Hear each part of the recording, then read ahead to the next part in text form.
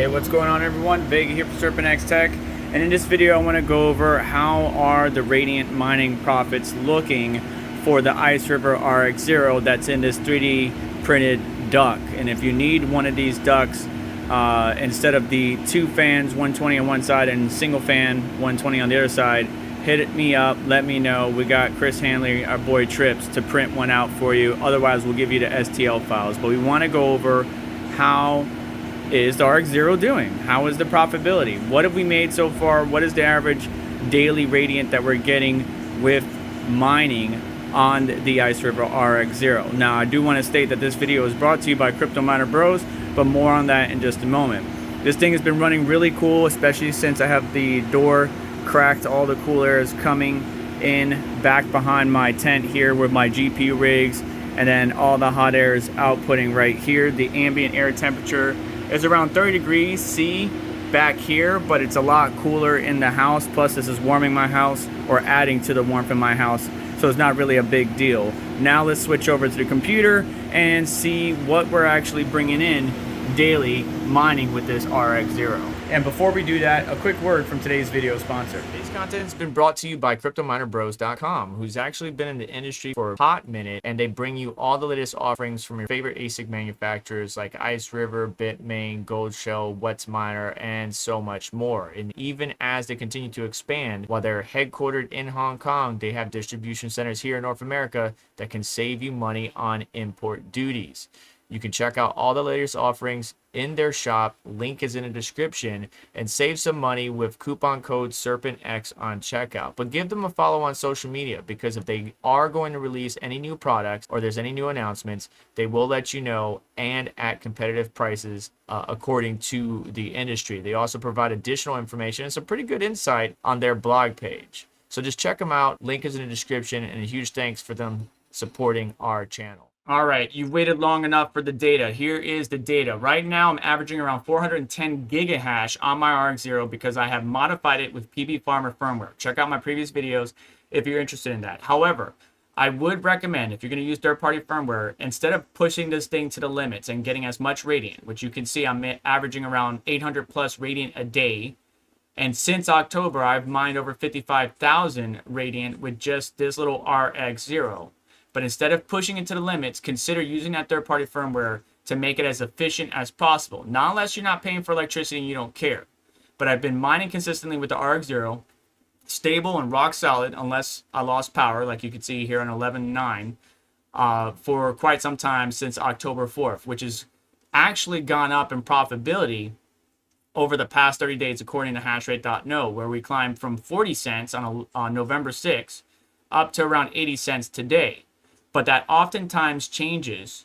Even though the market's going up, there's a number of variables that could impact profitability. But all I got to say is with hashrate.no stock, the RX0 is making around 80 cents a day right now at time of filming. The yield, or the amount of RX that you're getting, RXD Radiant, is going to be 630.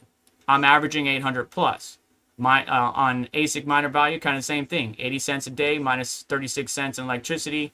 You're averaging around 40, maybe 50 cents in profitability, depending on your cost of electricity. As the cost of electricity goes up, the less profits you're taking home.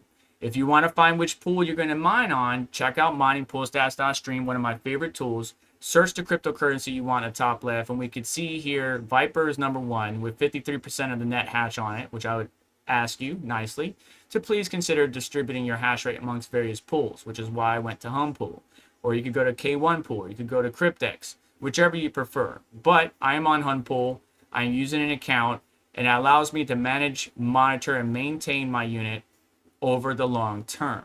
The Radiant's price has gone up, but if we scroll out, zoom out, we see that Radiant's price has been kind of suppressed. And that is because as these miners get online and grow their operations to mine Radiant because they believe in the product long term, they need to recoup their investment or to pay for their overhead or cost of electricity.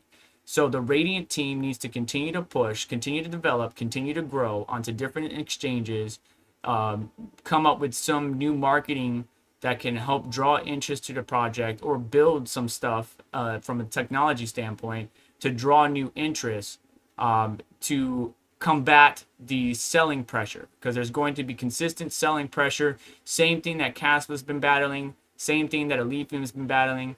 When these guys came out with ASICs, or the various manufacturers came out with them, these projects have to outgrow the selling pressure. I don't believe that's been accomplished 100% by the Radiant team, but I am hopeful for the future in the long term. Now, right now, the machine's running a little bit choppy. A house got warmed up because I like to let it get the central part of my house hot, and then I circulate that hot air to the colder parts of the house. Now that everything's getting drawn in cooler air, you'll see the hash rate a little bit more stabilized. It's not stabilized right now at time of filming, but it's fine. The power stages did hit up to 85 degrees Celsius, even with some better cooling on it, because I have modified this thing, and I don't like the V droop that's going on, or the voltage drop between 450 to 448. But that was stabilized because now I got cooler air going to the machine, whereas before everything was closed to heat the house during the colder parts of the day here in northern Florida. Temperatures wise, everything is fine. It could be a little bit better. The clocks could be a little bit better, but that's not relevant. The relevant part is I'm averaging 410 gigahash every 24 hours, and this is what I'm making. I am using the Electrum or portable version of the Radiant wallet, and you can see I'm averaging around 400 Radiant times 2, so 800 plus 419 plus 408, 445 plus 494, 418 plus 455. Now, I was making even more. If we go back to this chart right here, since October 4th, in the past, around October 7th, I made 800 plus 759 in one day. All right, so 1500 plus Radiant in one day, but now it's diminished to where I'm making an average of 430 Radiant per transaction times 2, so 800 Radiant plus a day is what I'm getting. I had 129 payments received, right? Because I get paid twice. Divide that by 2. Let's say around 60 something, 64.5 total daily payments is what we made, and I made over 55,000 plus Radiant with just this little RX0. But there are other options to mine Radiant out there if you're really absolutely interested in it. However, the profitability of those machines have moved on to other projects. So for the RX0, the only thing you can mine is Radiant. The price of the unit for 80 cents a day, 40 cents profit a day, I think it could be a little bit lower, say around like $2.99 or maybe $3.20. But we'll let the manufacturers decide what those prices are. If we go to ASIC miner value, you can see some of them are in the $400 range or less, but some of them are much higher. Bitmars, $200, but it's out of stock.